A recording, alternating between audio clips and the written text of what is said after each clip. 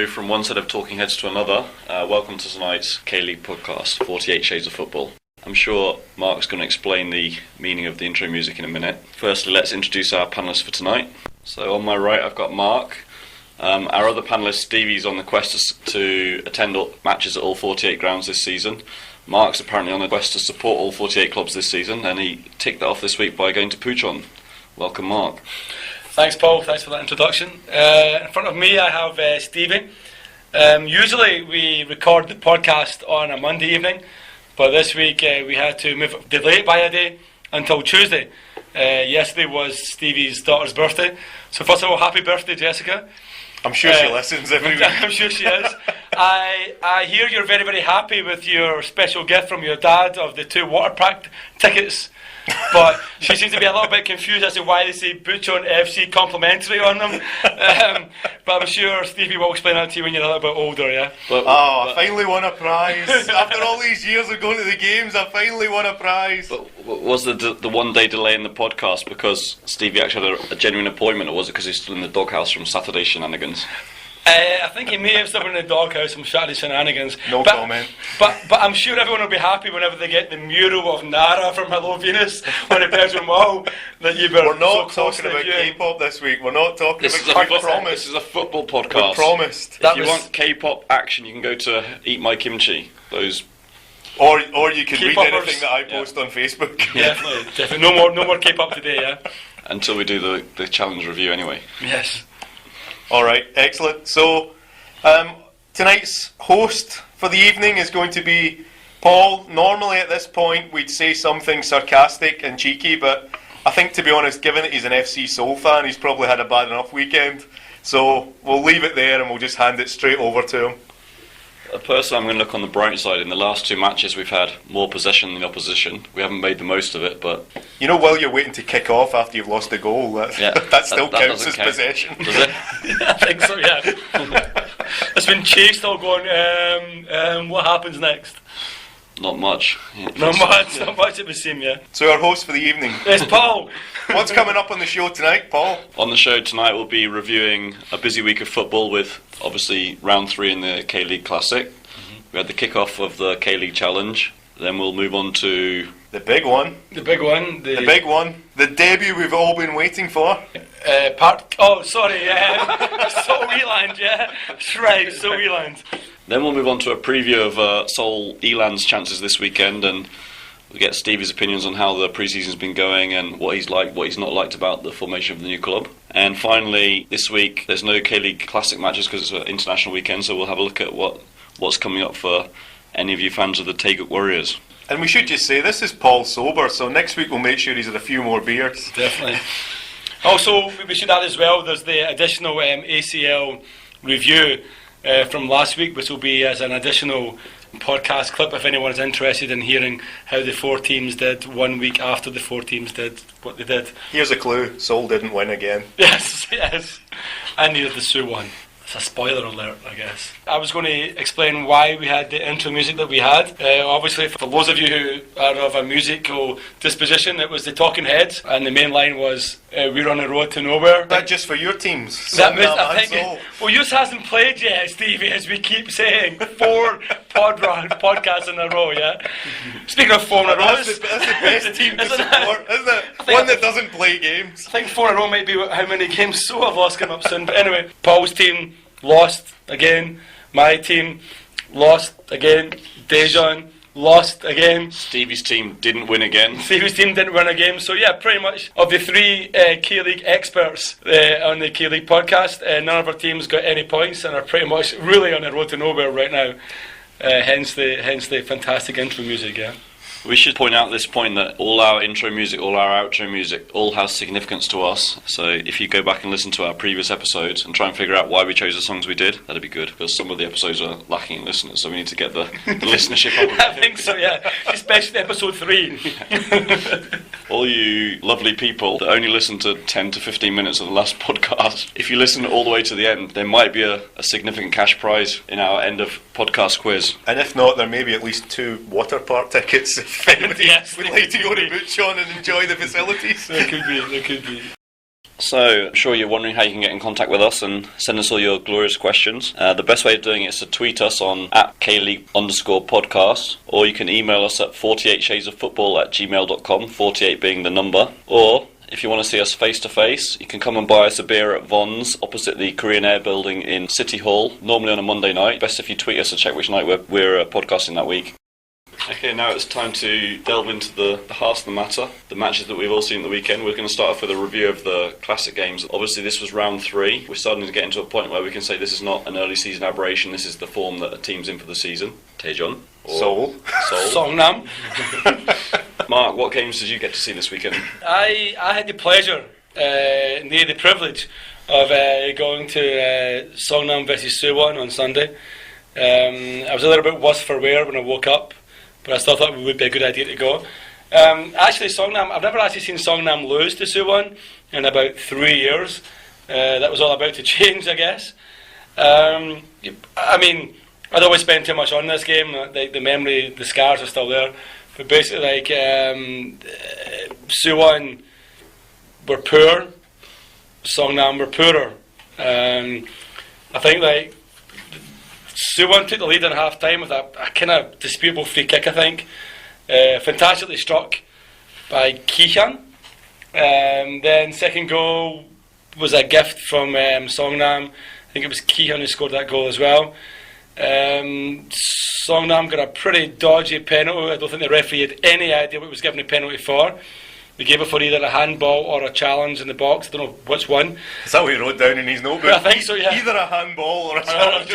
It's like whatever. And just so you know, an American, I think you're probably right about that.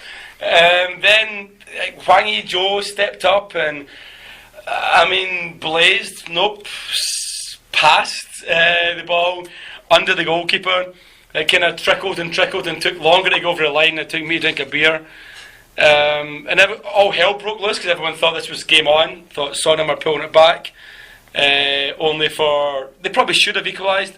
They had enough chances. In the last minute, I believe it was Ki-hyun again, had an overhead kick, and Kayo, the badge kisser, headed into a fairly open goal to seal it 3-1 for Suwon. Yeah, what's all that about him kissing his badge? I don't know. To be honest, all the Suwon goal celebrations were a little bit kind of over the top.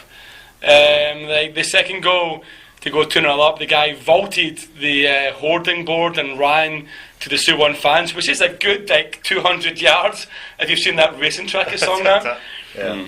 Then for Kyle to be kissing the badge to the Suwon fans after having the amazing record of 4 substitute appearances was kind of a little bit weird. I don't know why they behaved that way. Maybe because it is Songnam, there is that rivalry between them and Songnam, which dates back to, I don't know, something way before my time in the K-League. Well, presumably they've all been inculcated with the history that they haven't won there in a few years. So. I guess so. I've also seen them. I've seen them 3 seasons failing to win in the Big Bird as well. Jeprov scoring the equalising goal in the last minute last season, and so on. Yeah, so I think maybe it was just relief that they'd actually managed to get the points over Songnam and keep their kind of pre-season or their start of the season form going. That's a pretty good result. You score 3 at Songnam. It's not many teams that score 3 at Tancheon these days. No, including Songnam. Well, I think that was a given, to be honest. Especially Songnam. Especially Songnam, yeah. Given in previous podcasts we've been making fun of Songnam for being sort of going for the not conceding any goals and hoping to snatch one on the break, otherwise take a 0-0 draw. Should we just give them credit for losing 3-1 this week? Yeah, I think we should. When it was 2-1, they fought back. I think they had some chances. There was one where the ball was swung in. Again, I think it was Hwang Hee-jo, maybe Kim Dong-sup, who almost got on the end of it. Had he done, it would have been 2 each. Suwon, Jung Sang-rung is still injured, I believe.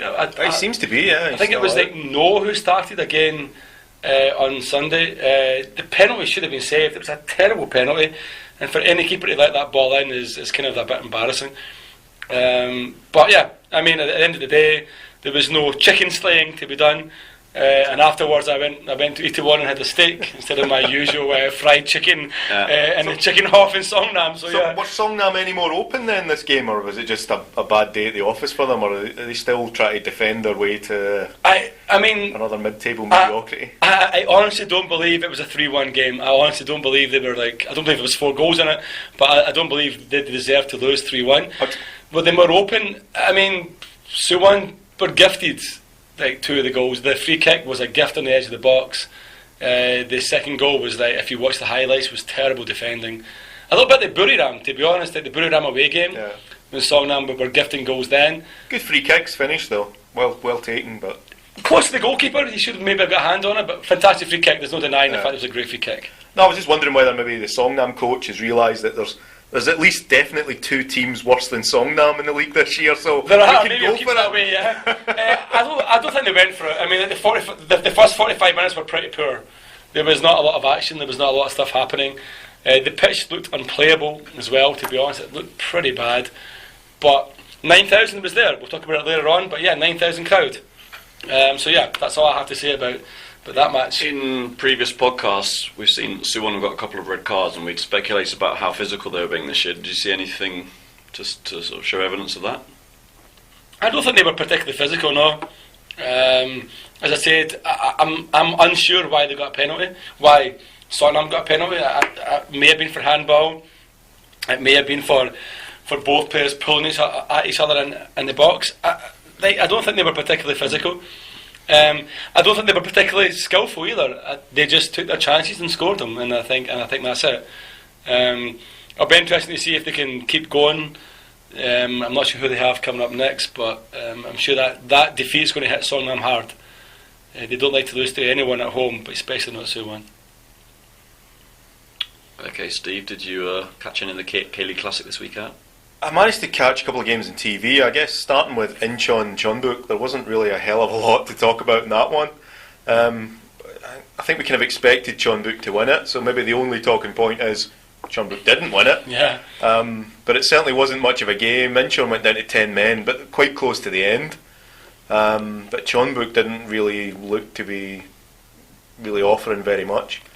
So, I don't know, are Jeonbuk not quite as good as we thought they were, or was it just an off day? Certainly, it still looks like they're going to be up there come the end of the season anyway. I mean, in the corresponding fixture last season, at the end of last season, I was at that match, and Jeonbuk won it 2-0, and they completely destroyed Incheon. So, I know it's different teams and everything, but I would have expected them to have went to Incheon and won that easily.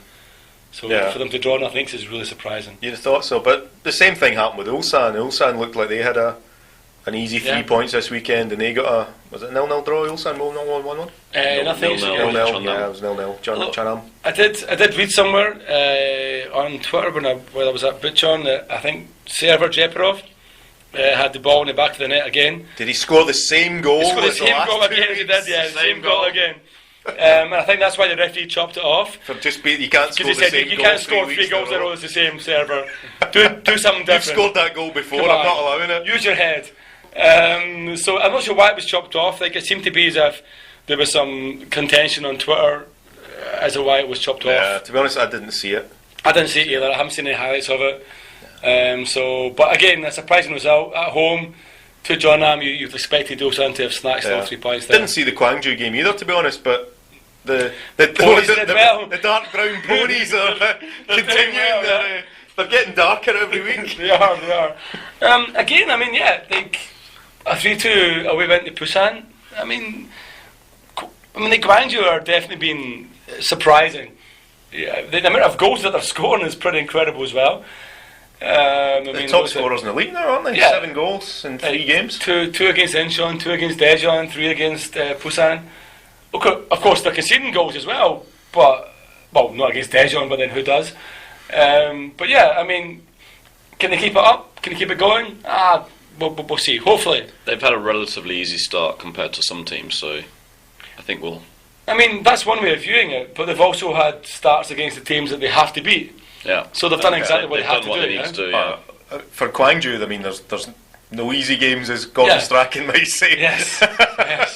I mean, they should be the worst team in the league based on their last Based year's on the finish. form, So any game they win's a bonus for them. So you got to I think think they've done well to have 7 points. They're up there. They're joint top, Yeah. top scorers in the first 3 games. I mean, You've got to give them a bit of credit. But they ended last season pretty strong as well. So they've kept that form going. Whereas their counterparts, Daejeon, they got such a big lead in the challenge last season that in the run-in they were dreadful. Yeah. And it looks like they've continued that form into the the classic season as well. So how did Taejeon get on this week?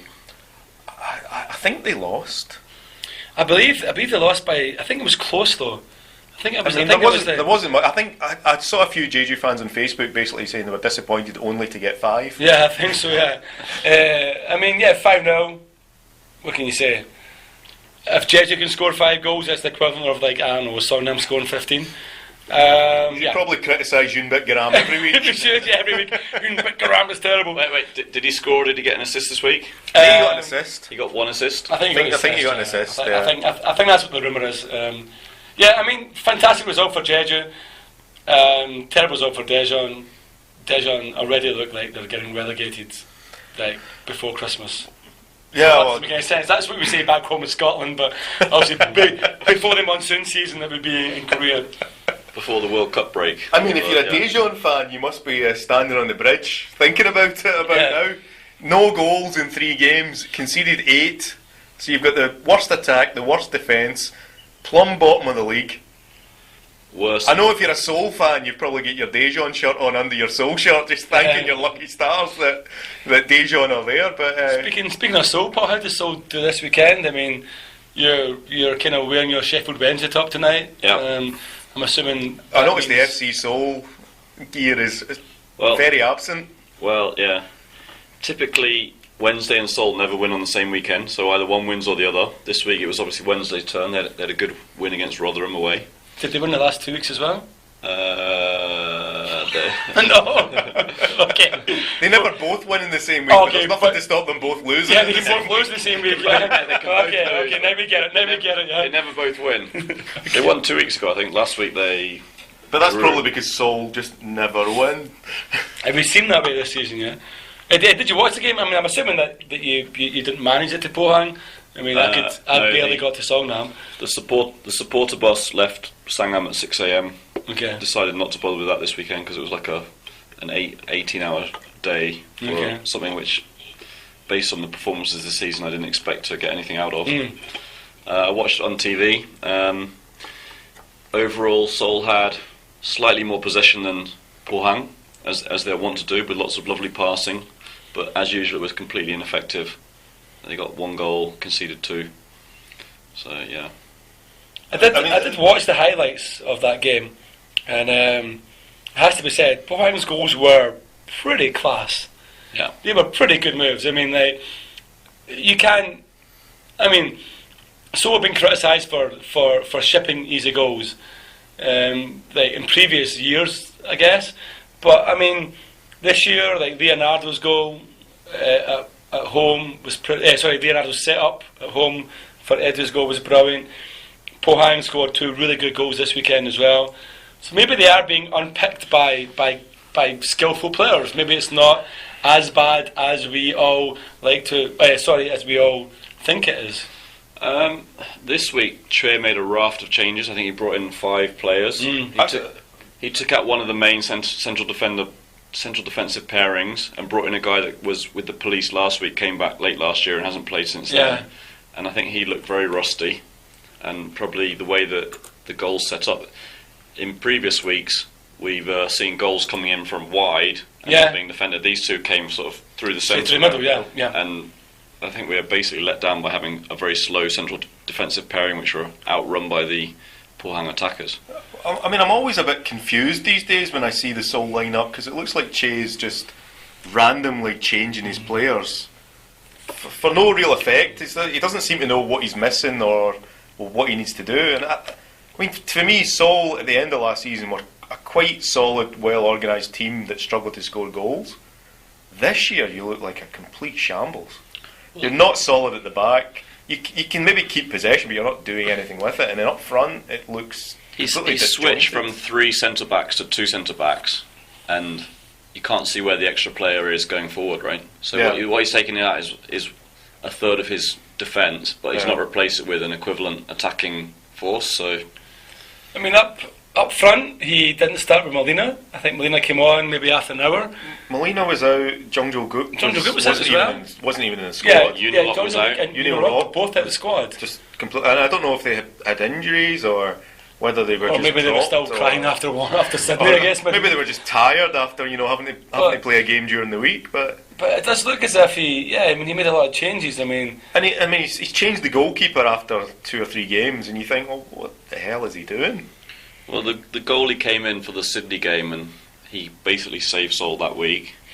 And Yeah. presumably based on that, he's kept his place, or whether Che's just going to do a rolling sort of rotation system. It's not clear yet, but he's also your penalty goalkeeper, isn't he, as well? Isn't he the one who's only against Pohang. Yeah. Yeah, against Pohang, yeah. So maybe he felt that maybe He his thought presence and he thought goals. maybe the defence is a bit shaky. We'll probably give away a penalty. Well, maybe- We'll put the defender. I mean, maybe he did actually think with his presence and goals that Pohang would feel uncomfortable because they had lost 2 games Yeah. at the end of last season. I'm not sure Chapis that much thought into anything apart from his hair gel. It'll be interesting but- to see what happens. I mean, they've got the week off, so they've got kind of time to recuperate and regroup. But it'll be interesting to see what team he Yeah. comes up with in the next match, because Well, at the minute it looks like tombola time for Che. He's just Yeah. picking them. Theoretically, Park Ji-young will come in for the next game, right? We understand he's finally going to be eligible for the Jeju home game. Well, game. yeah, Jeju. they've advertised that Park Ji-young's going Yeah, to be playing it's- for the I mean, Jeju game. to the point. Whether he'll start or whether he'll be on the bench is not Well, clear I think yet. the marketing team will probably have more to do than that with Yeah, Che. I don't think Actually, Che has Well, anything to do with that. I think the marketing guys have decided he's playing. Yeah, at the Western Sydney Wanderers game, the program, the back page of the program had had Park Ji-young's photograph with Return of the Hero or something, or Welcome Home, in the date of Jeju's game. So I don't think Che has any say over whether Park Ji-young plays against Jeju. He has no choice. He has to pick him. He has to start him. Whether he lasts more than 15 minutes, a little bit like Almir, our favourite, who lasted just slightly longer than Stephen Gerrard. We'll talk about him. But we'll talk about him in the next section. Yeah. I think the one thing I did like over the weekend was the cheeky little thing I saw on Facebook with the binary football comment for FC Seoul. Was it seven or 8 games now where it's been 0-1, 0-1, Yeah. 0-1, 0-1? But it's a bit cheeky to miss out the first one when they scored 7. Well, you wasn't really against a proper team, was it? Come on, even Chumbuk only managed 3 against a Vietnamese team. They were the Vietnamese champions, though.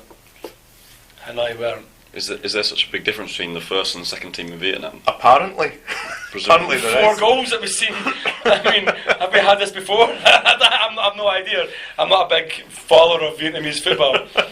I don't get by Phoebe and his pad thai, to be perfectly honest. In any case, the K-League Classic is taking a break for a week, so can we move on to the Good League? Yeah, let's move on. I guess next up was the K2. EPL? The K2, the K2 being graced without E-Land's presence this weekend. The challenge.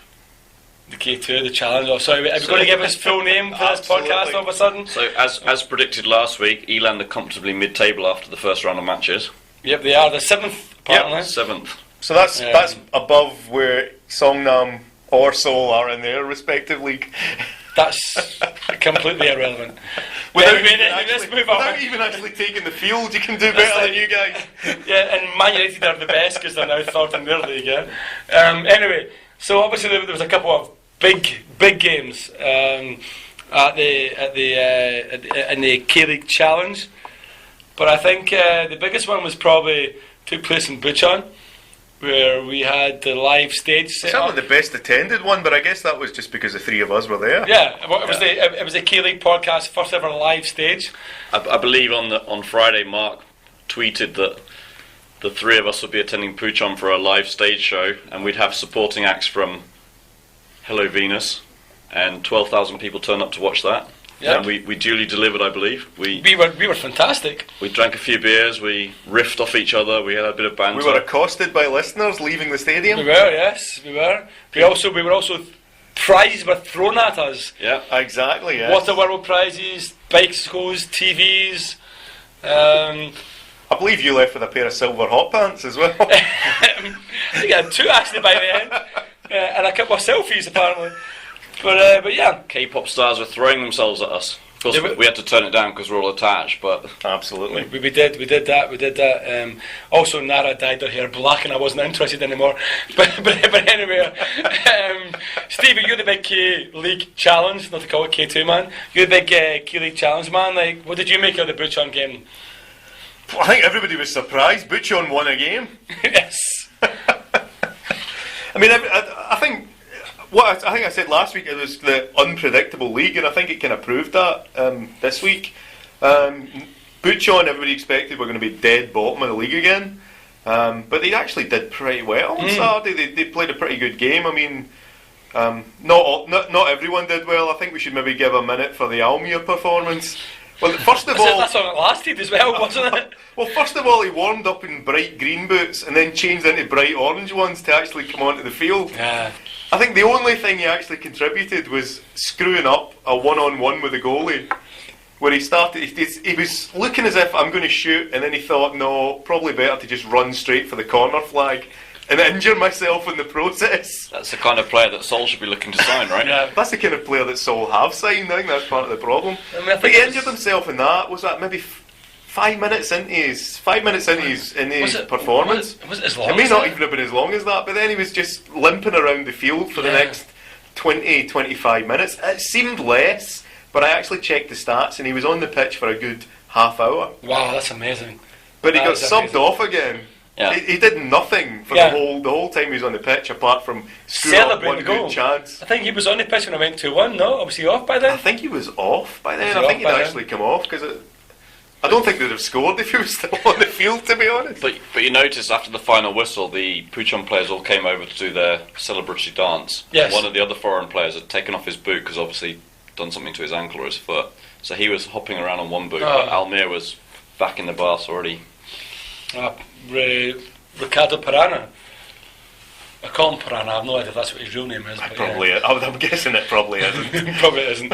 Yeah. So the Bucheon one was a good one. Bucheon, that's a bit of a surprise. But I'm sure you remember from the game that Taegu actually had a goal disallowed. So you think maybe Bucheon were lucky to get away with the win? Maybe it should have been a draw? Just to fill in our listeners, the ball was crossed in from the right-hand side of the box, and one of the Taegu players headed it goalwards, and it was basically booted in on the line by another Taegu player, and the female linesman chalked it off for offside. What did you think about that? I don't know how many times you've been to the Bucheon Stadium, but I was in the stand.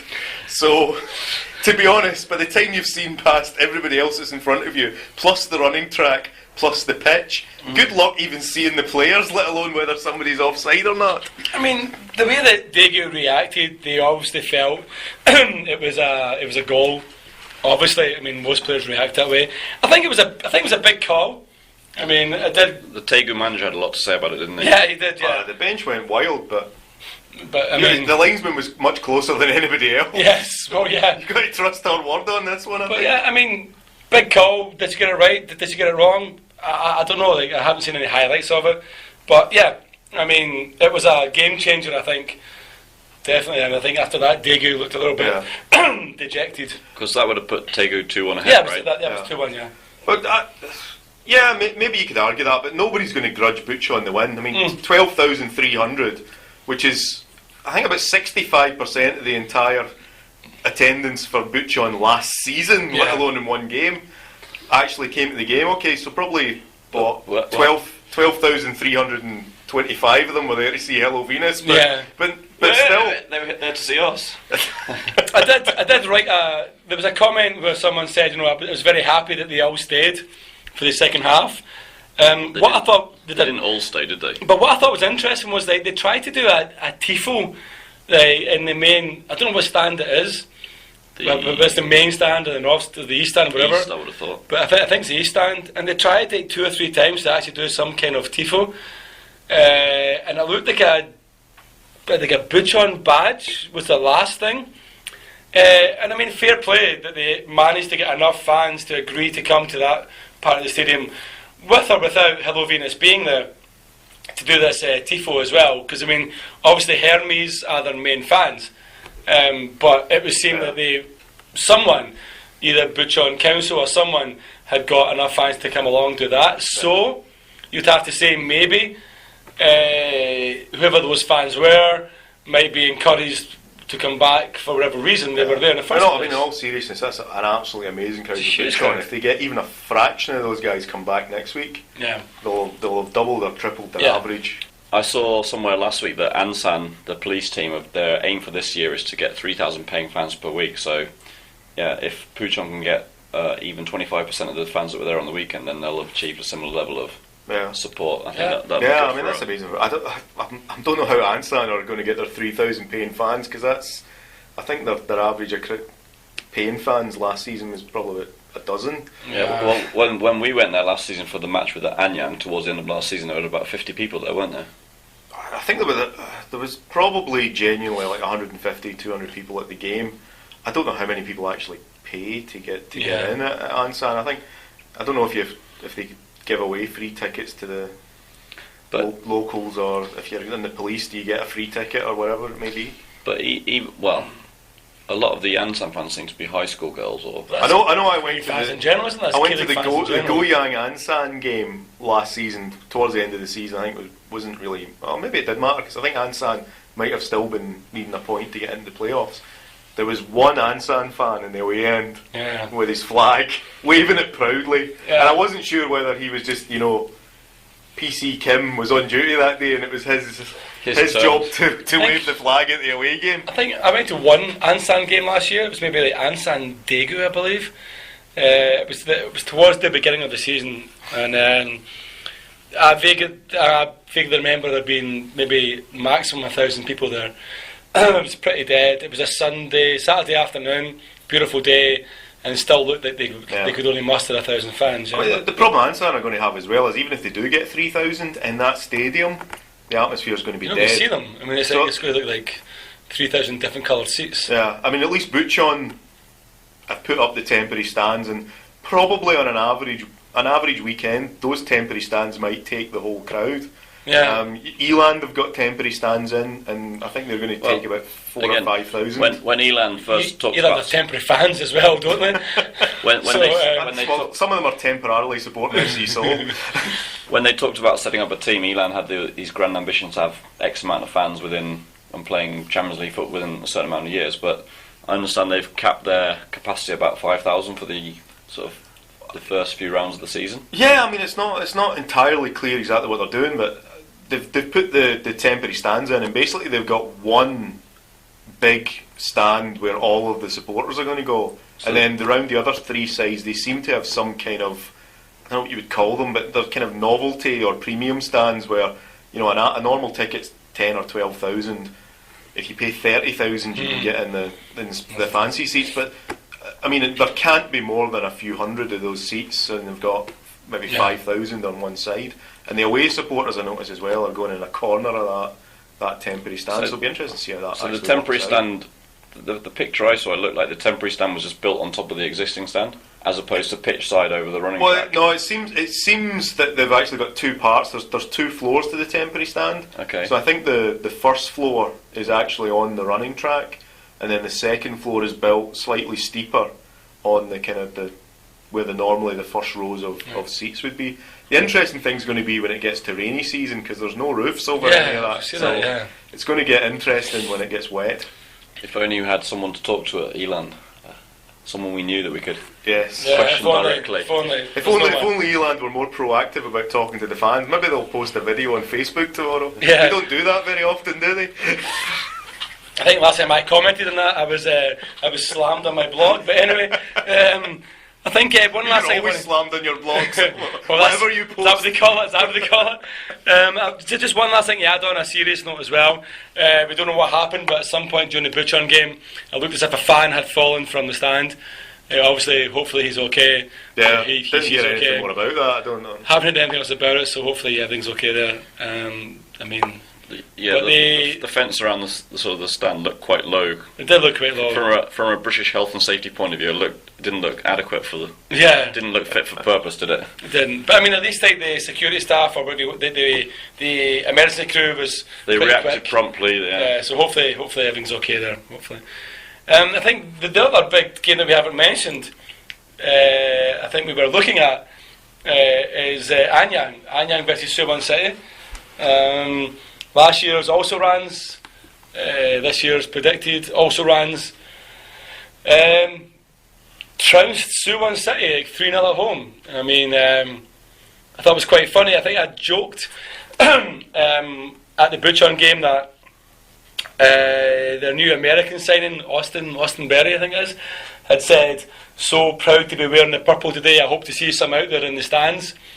I think I had kind of like joked that, well, no one goes to Anyang games, but yet there was 10,000 there. that turned up at Anyang, so maybe there was some purple actually there for Austin.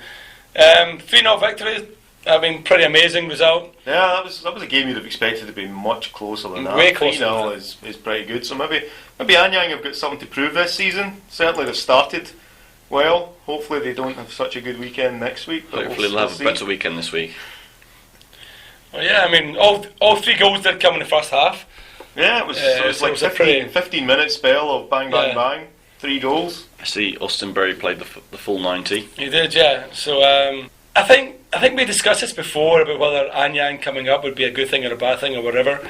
But I just think maybe having a little bit, as Stevie said, it's an unpredictable league, and maybe Anyang's good start. They play E-Land next weekend. Bucheon's good start. Maybe it won't be the army romp that everyone thought that the league was going to be. Maybe although they did romp their game. They did romp their game as well. Yes. So talking about the army romp, how did the 2 teams that were relegated from the Classic last year get on? Well, the army romped. And Gyeongnam didn't romp their game against the police. Yeah. But to be fair, the army were 1-0 down at half time, right? Yeah. So they only turned it on in the second half. Yeah. I think maybe we'd said in our preview though that the army didn't have that many fantastic players, but when you actually look at the facts rather than making stuff up off the top of your head like we tend to do, I actually looked at it again and they do actually have, I think, 3 or 4, maybe 4 current or former internationals in that sanctuary team. They've got Lee Yong, who I thought was probably one of Korea's best players in the World Cup, defensively anyway. They've got Lee Sung-ki in midfield from Jeonbuk, who's a good player. They've got the guy up front who's currently firing them in the Asian Cup. And there's the guy from Songnam as well in midfield. So they've actually got a bunch of pretty decent players in the army. And even the police, they're not quite at the same level, but they do have reasonably got at least one K-League Classic experienced players. Got at least one guy from FC Seoul, Kang Sung-jo. Well, yeah, but I mean, I'm assuming he won't be playing. They've probably got a bunch of guys better than him. But I think the police, the army, have got good squads. Anyang have probably surprised a few people with that result, and it'll be interesting to see if they can keep it up. E-Land, nobody knows what to expect from E-Land. It could all click, and it could just be a waltz to the title, or it could not click. In which case, it'll be ugly, I think. Yeah, my money's on not. Just so you know. Obviously, next weekend we have the K-League Challenge is the main league. We'll talk about international football in a minute, I think. But I think the big thing is that the army team won't play next weekend. They have the bye team, the 13 team or the 11 team, I think, whatever it is. So obviously they'll be undefeated, as Stevie likes to call E-Land. It'll be interesting to see if he calls the army team undefeated next week. It'll be interesting to see if I call E-Land undefeated. Yeah, it will be, yes. But I think, I mean, probably the big match of next week, you would have to say, is the inaugural... Ansan Police Cheongju game. Yes, of course it is. Cheongju's first game this season, yeah. There might be up to 300 or 400 people at that match. I don't know. Maybe they'll empty the local police cells and there'll be like 310. Yeah. I'm guessing Ansan Police are currently on the phone to Hello Venus to see if they can get them to turn up at half time. I noticed they're at Lottie Giants again this week as well. They're probably on the phone to Hello Venus trying to find out who those 3 foreigners were that were videoing them all through the whole of the performance. So don't be 2. I didn't get my phone out. That wasn't your phone? No. Okay. Anyway, E-Land, Anyang. It's not 19 plus yet. Big game. How will E-Land do? first game, how will Martin do? How will the players do, obviously?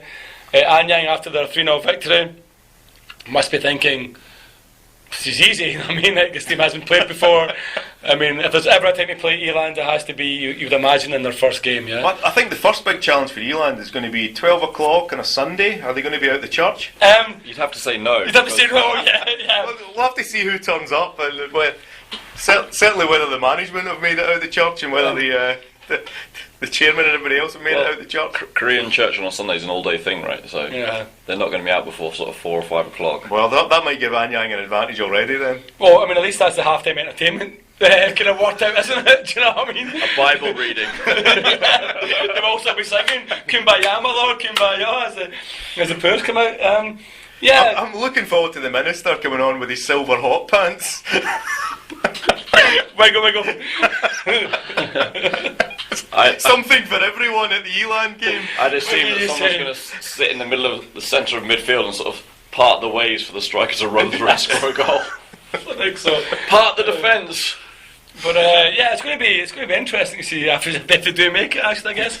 But 12 o'clock kick-off, I guess that's all to pander to the rounders. Well, yeah, I think they just want to get the game out of the way so that they can all go over and watch. I think it's Busan Bears are playing their opening game of the rounders season afterwards. So, there may be a concert on as well at Jamshel the same night. So I think it's all a bit mental at Jamshel on Sunday. Are you sure? I thought it was so that people go to the evening service. Possibly that as well. Or it's so that people can still make it to the Ansan police game at 4 o'clock.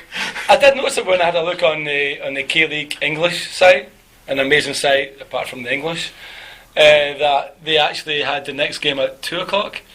So is it only when baseball games are on that they're going to make it at 12, or is it every game? No, there's 2 games that have been moved to 12. There's 2 home games.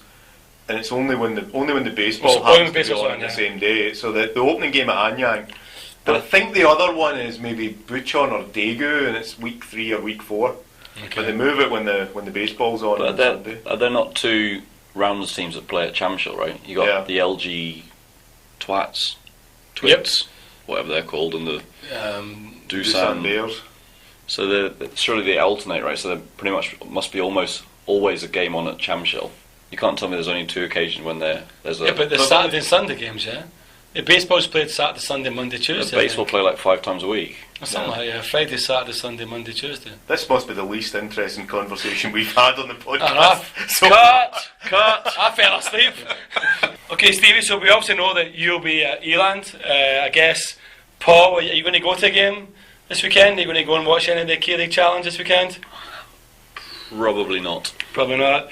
I'm still kind of undecided. If I do go, I guess it'll be at Eland as well, I guess, yeah? It's also the first round of the FA Cup this weekend, if you're interested in seeing some real Diddy teams playing. I think the Catholic Hospital are up against Hynix FC or whatever it may be. I really hope Eland get the Catholic Hospital in the next round of the FA Cup, I really do. Okay, anyway, so obviously we have the big one we talked about was Eland, Anyang. Also up on the Saturday, we have Suwon City versus Bucheon. Stevie, Bucheon to continue their form, Suwon to get better. Don't know, it'll be an interesting one to see, but I don't know, Bucheon have maybe written their luck. Over it. Nah, Suwon will be wanting to come back from that bad result. I think 2-1 Suwon probably in that one. 2-1 Suwon. Okay, Paul, Goyang High. Obviously a little bit upset at their victory last week for some reason, but anyway, they play Gyeongnam, last year's also runs. What do you think? Can we see Goyang continuing, Gyeongnam continuing? Well, Gyeongnam obviously had their squad quite decimated over the close season, and there was a lot of talk about whether they'd even continue. So on the opening day they drew 0-0 with the Police. I think if they're going to have a stab at getting promoted, they need to sort of make a statement and go out and beat Goyang, and I think that's probably what they'll do. Okay. Eland Anyang we talked about. Daegu and Gangwon. Can Daegu bounce back from a 2-1 defeat at Bucheon? I'm pretty sure they'll play a game of football and there'll be things involved in it, and we'll probably talk about it next week. You think we'll talk about it? Well, maybe not. No, that's probably a draw, isn't it? That's 1-1 or 0-0. Daegu are not the most exciting team in the world to watch. I think 1-1 maybe. 1-1. Well, again, it depends. If we'd assume that Bucheon are going to be terrible and they beat Daegu, so does that mean that Tego even worse than Puchon, or that? Quite possibly. Maybe. I think it was a bit of a flash in the pan for Puchon. We'll see. I think, yeah. And the final game in the K-League Challenge. The Police versus Cheongju. Police versus Cheongju. Yeah. Be ambitious. Be ambitious, Cheongju. The police versus the Wasps, the Coppers v the Bees. However we can bring some stupid word into it, Paul. Home win. It's going to be a home win. It's going to be a home win. Yeah. Okay, yeah, I hope it'll be a good game. Hopefully it won't be a filthy game. And yeah, I imagine, I would agree, I think Ansang will probably have just about enough to like see off, to like swat Cheongju. SWAT.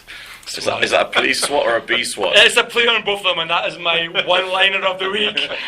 We should just end now and just go home, right? I've won Twitter again.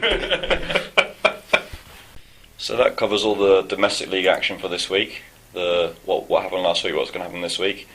As we said before, there's going to be no K-League Classic games this week because we've got an international weekend. Korea are not yet playing competitive games in the World Cup, although the World Cup rounds have started in Asia. They've got 2 friendlies this week, one against Uzbekistan on the Friday and one against New Zealand on the Tuesday. Although we should probably give a shout out to Mongolia, shouldn't we, as the first team eliminated from the next World Cup. Yeah, I do believe that there are 209 teams in FIFA, and this is the first World Cup that every team has actually entered. And Mongolia have the distinction of being the first one of 209 to be eliminated. So congratulations to Mongolia. Lost 5-1 in aggregate to East Timor. Swiftly followed. There's no easy games in football anymore. Swiftly followed by Brunei. Was it Sri Lanka as well? Sri Lanka, I think, went out. Nepal, and other teams.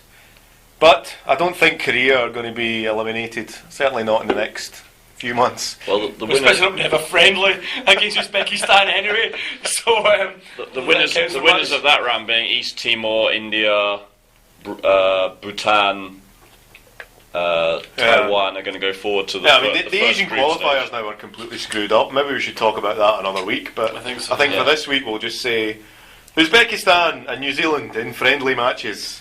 Well, I mean, obviously the Uzbekistan match has come on quick after the Asian Cup match where Cha was pretty amazing and Son Heung-min scored his 2 goals. I think there's 2 things to note here. Firstly, that obviously Korea knocked Uzbekistan out of the Asian Cup in the quarter-final, semi-final, quarter-final, in the quarter-final, in the semi-final, yes. In the quarter-final, in the semi-final, in the quarter-final, in the quarter-final. And then shortly after that, there was a game between the 2 teams under 20-something squads at the King's Cup in Thailand, which involved a little bit of argy-bargy. Which an Uzbekistan player knocked out a Korean player. twice or thrice. Yes, as opposed to the whole team, yeah. So they had 2 guys. I think they had 2 guys sent off for GBH. I think so. Plus 1 which they just got away with a criminal assault. There was some terrible tackle. So clearly there's a bit of a bad blood. Potentially a bit of bad blood in this game going for this Friday. So. I believe you're not going. You are going. You were going. I'm going to the one in Sangam, which is the New Zealand game. I was going to go to Daejeon to see the Uzbekistan game, but not possible anymore. So we'll have our special correspondent Liam, who is going. But we probably won't get him on the podcast, so we'll just delete this 1 minute or so of talk. And sounds good to me. So Friday night, we'll all be gathered in front of the TV somewhere, beer in hand, watching the game. Together? Not together, no. Whew. Holding hands. Holding hands. And just for a minute there, I was getting a cold sweat on there again, Paul, yeah? In fact, I'll be at the embassy, so I won't even watch it. Okay, I'll be watching that. So, I'll tweet you every 5 seconds. So, unfortunately, on Friday night, I'll be in the British Embassy enjoying a British beer, a bottle of Krabbies or something like that. But I assume you 2 will be watching on TV somewhere? I'll be watching on TV, yeah. I'll have my picture of Cass. And you'll be texting me religiously every time Korea score another goal? Yes. Yes, so expect up to 1 text. You're that confident? Or will we up to? I did say up to. Will we text when Uzbekistan score as well? Yeah. I should say the Well, the interesting thing will be see whether Server Jeparov scores the same goal again. Actually, it will be really interesting to see if he gets the captaincy again. He lost it for the Korea game when they were knocked out. Actually, he lost it in the last group game of the Asian Cup. He didn't play against the Korean team in the Asian Cup. It'll be interesting to see if he retains the captaincy for this final, if they give him like a final swan song like Chadori, or if he's actually lost the captaincy forever. Yeah, I we'll haven't seen the Uzbekistan squad. I saw the New Zealand squad, and they've picked a bunch of guys who've basically never played for them before. I think, the average in that New Zealand squad, they've got 2 or 3 caps probably on average. Yeah. There's very few of them. There's about 10 of them never played before at all for the national team, wasn't it? And that was one of the things looking at, Uli Stielik has picked a squad that he could have picked that squad for any match. And you think maybe this was the chance to try a few guys, to experiment, to put 1 or 2 people in there who've not played before, and he's kind of picked a lot of the same faces again. That was a bit disappointing for me. Maybe the only one you can maybe say, I guess, I think Yoon Suk Young from QPR. I don't think he made the Asian Cup. If he did, please. No, I believe he was injured at the time. I believe he was injured. Yeah. The only debutant, there's 2 debutants, but I think there's a guy from Chonbuk, EJ Sung, and then there's a guy from Suwon, Kim Un-sun. Both midfielders. Both midfielders, probably both not actually going to get on the field, you would imagine. You would think so, yeah. When you look at the other guys, it looks like he's going to pick a kind of a pretty tried and trusted team. Yeah, so I'm going to test you now. Who's dropped out of the squad from the Asian Games to make room for those 2? Probably Kim and Lee. Not Park. Maybe Park as well, yeah. I'm going for a Hwang. To be controversial. honest. Bit controversial, yeah.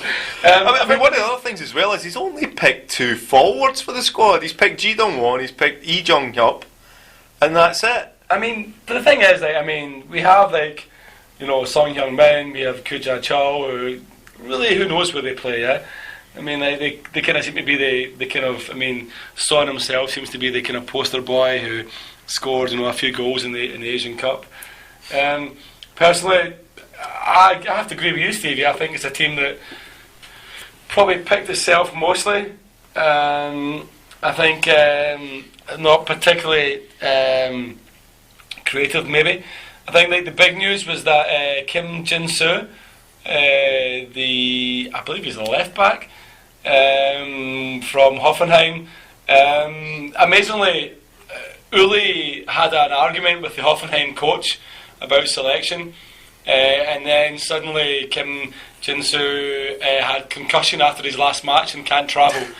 Whether there's any truth in that or not, I'm not sure. That's very England, that kind of situation. It is a little bit, yeah. I heard today that there was supposed to be an announcement about 3 o'clock as to who his replacement would be, and then the announcement was that it was unlikely he would be replaced. Okay, so they're just going one man. So I think going one man short. To be honest, both games are in Korea. I don't think it's a big thing. Not really, but you think if they've got space in the squad, why not give somebody a try? Put them in there just to give them a bit of experience. He's also dropped a goalkeeper from his Asian Games, Asian Cup squad, right? He's got just the 2 goalies. I guess Chong Sung still injured, so he's not bothered to replace him. But I think there were backup names announced for this squad though, so it's a bit weird that when somebody dropped out, he didn't bring somebody in. I could be mistaken in saying that he took No from Suwon to the Asian Games as well. I thought No was one of the backup keepers at the Asian Games that didn't play, but I think maybe for me the interesting thing is that at the Asian Cup he had 3 or 4 domestic based players, and here he's got 7 in the squad. So that's the thing. There are interesting names in the squad. For me, one of the interesting names is the fact that that your man from Sangju, who scored the goal against Russia last year, who made that big money box move from Ulsan to the Middle East, has yet again not made a squad. I think that sums up. Yet again, for the first time, not made the squad. Lee Gun-ho. Lee was at the Asian Cup. Never played though, is what I mean. Did he not play and score? Did he not score a goal at one point? He definitely played at some point. He definitely came on and played. Okay, we can cut this. Do you want to do just right? Just say something again that makes sense, because I'm sure he played. I don't know how effective. I don't know if he played or not. He definitely played. play. He did play. He was a substitute that came on once or twice. He may have done, but I know he did. Okay, maybe he did. Okay, you want to go again with like something that makes sense? Yep. I think it's interesting that this time round, Uli hasn't picked Egan Ho. I mean, he took him to the Asian Cup. I don't think he's had a particularly good start of the campaign. I mean, I know that his team struggled, his team struggled to qualify for the Asian Cup. Kind of only getting there, I think, with the last kick of the ball or so. So I'm interested to see. I think it's interesting for all these guys who kind of go to the Middle East or go to China or whatever, because they're probably playing at a lower level of football. So it's trading off. How long can they stay in the international team for? And if you go to Qatar or you go to Saudi Arabia or wherever, you might get the money, but you're not playing at the same level of football. So I notice he's still got Han Kook Young in there, so he's obviously not averse to picking some guys from the Middle East, but maybe he is trying to freshen up a bit. I noticed that there was a comment from him when he picked his squad basically saying he didn't want to make it too easy for people to get international caps. He didn't want to just give them out. He wanted to make people, I think he said there was people who'd played really well in the K-League, but he didn't think that was enough to give them an international cap. So it's interesting to see if he thinks playing well in the K-League is not enough to get you into the Korean squad. Well, you've got Kim Ji-young, who was with Seoul last year, switched to Shanghai over the off-season, and he still made the team. But you've also got... Time out a second, who was it? Hade Son's not there. You've also got Hade Song, who made the Asian Cup team that got injured, so he didn't play that much. He's been playing in Beijing for the last 12 months. He's not in the team this time. I don't know if he's injured at the moment or not. Yi Chun-young still injured? Yeah, he broke his leg at the World Cup. Yeah, but he then was also transferred. Yeah, we're on a timeout right now, yeah?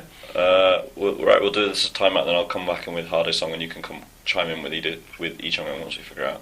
As far as I know, Yi Chun-young broke his leg, so he's probably still injured. He hasn't played. If he's broken his leg, he'll be out. He hasn't played for Palace yet. Okay, so he moved to Palace but hasn't played. Yeah, it's a bit of a weird transfer. Okay, so in that case I'll just leave it. Clearly would have failed a medical with his broken leg. That's what I thought. So I thought he was. Did he not sign for them though? And then he signed for them, yeah, and then broke his leg. No, he broke his leg. Then is the official and that. Do you just want to pause it because we've So in the Asian Cup team there was Hade Song, who's been playing in Beijing for the last 12 months or so. He went there, he got injured, he didn't really play much, and he's not made the squad this time around. I'm not sure if that's because he's injured or not, but you could argue. No, you couldn't. I guess also it's interesting that Ji Dong-won is back in the squad. I think he was injured for the Asian Cup, I believe, or he was in that whole strange transfer between Dortmund and Augsburg, that whole loan thing and the transfer that's never been finalised. So I think it's interesting that the G is playing, because I don't think G was actually. But yeah, G's one of the guys he's brought back into the squad. The interesting thing for me about him is that when he was playing at Sunderland, he was basically rubbish, right? Yeah, and he got that move to Borussia Dortmund from nowhere. Yeah, but once he's gone to Germany, he seems to have been presumably sort of rehabilitated himself in the national looking. Well, yeah, because he's moved from Borussia Dortmund to Augsburg. That's a huge step up in quality, one would think. I think he's in the squad just because he's Korean. that's how most of them are in the squad, to be honest. Apart from the 4 French guys and the 3 Brazilians. I guess he's still trying different options up front. So he doesn't really have a striker. So he's maybe just thinking, well, I haven't tried G yet. I'll give him a shot and see if it works. I noticed Kim Shin-uk's not in the squad. So again, is his flush busted? Nor is Park Ji-young. But then. Or is Jong Jo-guk? Has he ever been in the squad? Neither is Lee Dong-guk. He's basically retired, hasn't he? Yeah, I think so. But I mean, there are people who he could have convinced to come out of retirement, or he could have played. instead of bringing someone like G, who has not exactly had the most fantastic, illustrious career since leaving. Yeah. Well, who's the top scoring Korean player in the K-League Classic this year so far? Yom Ki-hoon? He's not in the squad, is he? No. But it'll be Yom Ki-hoon. He's got scored three for Suwon. Three free kicks, is it? Yeah, although he probably he hadn't scored those 3 when this squad was picked. So yeah, that's probably he scored 2 against Songnam, set 1 up for Kyle, so he's my man in the match. But yeah, I mean, I think it's a squad that maybe a lot of it picked itself. I'll be interested to see how he goes with it. I mean, His 2 friendlies. One of the things is just he seems to favour the guys based overseas, regardless of whether you wonder if he even watches a lot of these guys or whether he just sees them on TV. Which is very interesting that he favours Kim Jin-hyun, who plays for a team that got relegated from the J League last season. Well, when Uli was being appointed, he didn't want to live in Korea, right? He wanted to sort of live in Germany and just fly back for matches, and that was a whole. Was it not? Or was that someone else? Oh, that was the other guy. Was that the other guy? That was the other guy who didn't get it. That was the other guy who didn't get it. So is he actually living in Korea? He did kick the ball. He must be, because he turns up with fucking random shit every now and again. Alright, we'll just cut that then. He did. Okay, let's do a pause. I think this is probably So these are basically 2 friendlies in the warm-up to the start of the World Cup, 2018 World Cup.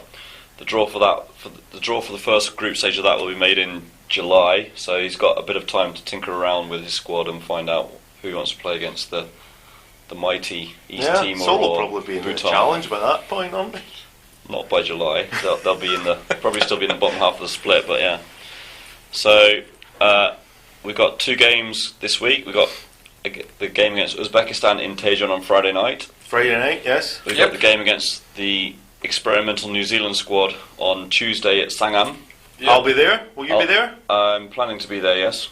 I've got my ticket in the post. I should be there as well. Come along and see us. Come along, say hello. HELLO podcast. It'll be our second live show. Absolutely. Hoping to beat 12,000 fans. Mark this time will around. have his silver hot pants on, if you want to see that. And I will dye my hair black just for you guys as well, yeah? Will the carpet match the curtains? There is no carpet.